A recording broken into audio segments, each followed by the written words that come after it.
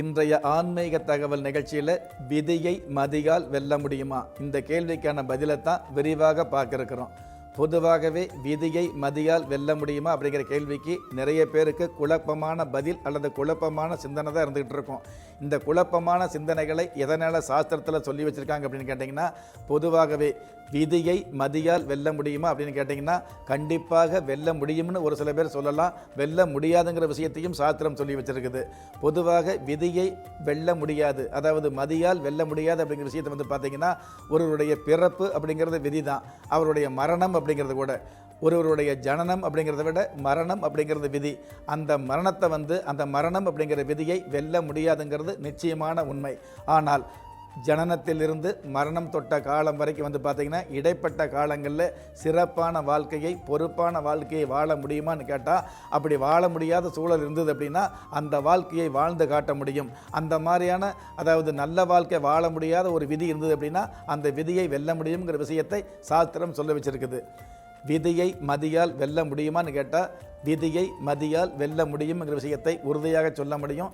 எந்த மாதிரி வெல்ல முடியும் அப்படின்னா, விதி என்றது உங்களுடைய ஜாதகத்தில் விதி என்ற லக்னமும் மதி என்ற சந்திரனமும் கதி என்ற சூரிய பகவானும் இணைஞ்சிருந்தது அப்படின்னா, அல்லது விதி என்ற லக்னம் வந்து உங்களுக்கு வந்து ஒரு நல்ல ஸ்தான பலம் பெற்று, மதி என்ற சந்திரன் வந்து ஆட்சி உச்சம் பெற்று, கதி என்ற சூரிய பகவானும் ஆட்சி உச்சம் பெற்று நல்ல ஸ்தான பலத்தோடு வர்க்கோத்தம நிலையோடு இருந்தது அப்படின்னா, வாழுகிற வாழ்க்கையில் உங்களுக்கு இருக்கக்கூடிய விதியை வென்று, அதாவது விதியை எதனால் வெல்ல முடியும்?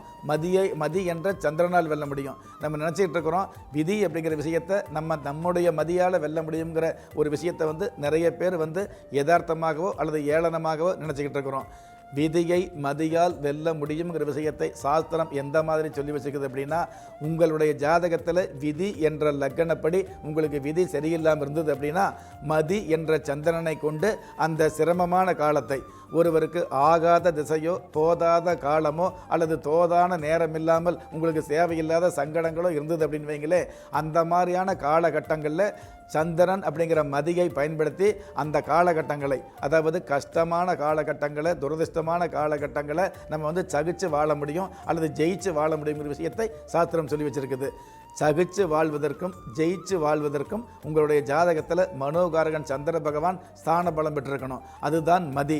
விதி என்ற லக்கணப்படி உங்களுக்கு இதுதான் விதி அப்படின்னு இருந்தால் கூட, மதி என்ற சந்திர பகவான் நல்லா இருந்தார் அப்படின்னா அந்த மதி ஆகிய சந்திர பகவானை பயன்படுத்தி உங்களுக்குன்னு இருக்கக்கூடிய, உங்கள் ஜாதகப்படி இருக்கக்கூடிய விதியை சமாளிக்க முடியுங்கிற விஷயத்தைத்தான் விதியை மதியால் வெல்ல முடியுங்கிற விஷயத்தை சாஸ்திரம் சொல்லி வச்சிருக்குது.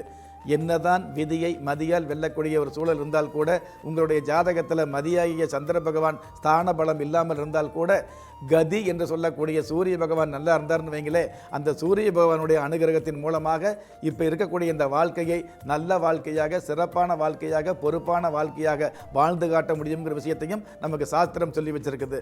ஆக ஒரு ஜாதகத்தில் விதி, மதி, கதி இந்த மூன்றும் நல்லா இருந்தது அப்படின்னா, அவருடைய ஜாதகப்படி அந்த மனுஷால் வந்து அவருடைய வாழ்க்கையில் மிகப்பெரிய முன்னேற்றங்களை அடைய முடியும், மிகப்பெரிய சிறப்புகளை அடைய முடியும், மிகப்பெரிய பொறுப்புகளை அடைய முடியும். தான் சிறப்பு பெற்றது மட்டுமில்லாமல் தன்னை சார்ந்தவர்களுக்கும் சிறப்புகளையும் பொறுப்புகளையும் வாரி வழங்கக்கூடிய அல்லது சேர்ந்து கிடைக்கக்கூடிய பாக்கியங்களை அவரால் செய்ய முடியுங்கிற விஷயத்தை நாம் தெரிஞ்சுக்கலாம்.